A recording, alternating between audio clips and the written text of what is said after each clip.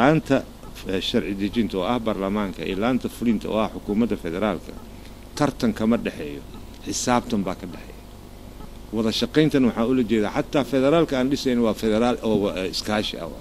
iskaashi micnihiisu maanta waxaan joognaa waqti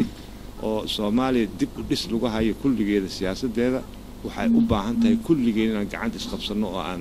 yoolka aan sheegno aan rabno inaan gaarno aan noo tilmaansan yahay wadajir aan u gaarno ayadoo la xisaabtamay si dimuqraadi ah loo xisaabtamayo oo aan cid marta loogu turaynin cidna wajiga aan laga fiirinaynin hase yeeshee isla qaadid bay u baahan tahay saan idin la qaadno marka waxaan u baahanay warbixinta aynu weydiinay guddiga inuu helo si marka oo idin la qaado haddii xataa dhibaato meel idinkaga timaado guddiga diyaar buu u yahay inuu gacan idinka siiyo oo meelaha dhibaatada ka timid uu tago waayo maxaa dhacay inuu yidhaahdo alla ka soko baarlamaanka cid ka sarreysa male sidaasay maanta noogu soo gabagowday mataqaanaa guddigii maaliyadda ee baarlamaanka oo shir la lahaa wasaaradda qorsheynta iyo iskaashiga caalamiga iyo wasaaradda maaliyadda waxaana filayaa in mataqaanaa wasaaradda qorsheynta iyo wasaaradda maaliyadda ay qorshe howleedkooda ayagoo tafatiran ay usoo gudbeen guddiga taas awgeed mataqaanaa inaan wada shaqayntii labada wasaaradood iyo maxalliga guddiga baarlamaanka u qaabilsan dhinaca maaliyadda inay sii socon doonto oo halkaas ay kasii dhaqaaqi doonto waxaan aaminsanahay sidii aan dad ku wada hadalnay su'aalaadkii la weydiiyey labada wasiirba inay si fiican ay ugu qanceen guddiga anoo goobjoog ka ahaa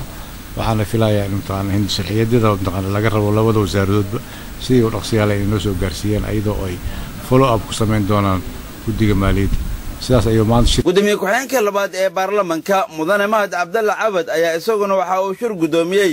kulan howleed ay guddiga garsoorka oo qaabtay arrimaha diinta ee baarlamaanka ku qaabileen mudane cabduqaadir sheekh cali baqdaadi oo ah wasiirka wasaaradda oo qaabtay arrimaha diinta iyo mudane cabdullaahi axmed jaamac elkajiir oo ah wasiirka wasaaradda cadaaladda oo ay weelisay wasiir ku-xigeenka wasaaraddaasi mudane mahad cabdalla cabad gudoomiye ku-xigeenka labaad ee baarlamaanka oo hadal ka jeediyey kulan howleedkaasi guddiga garsoorka ayaa tilmaamay in muhiimad gaara ay leedahay xilligan oo la doonayo in la hirgeliyo dhismaha maxkamadda dastuuriga ee dalka oo aan loo dulqaadan doonin dib u dhac kale oo ku yimaada arrinkan waa dhaaftay waqtigii ay xukuumaddu lahayd 2 bilood bay haysatay 2 sannadood baa lasoo dhaafay sanadkii saddexaad baa lasoo dhaafay waaba dhammaan rabtaa baandheedkii marka arrinkan dib u celin ma ogolin haddii kale waxay noqonaysaa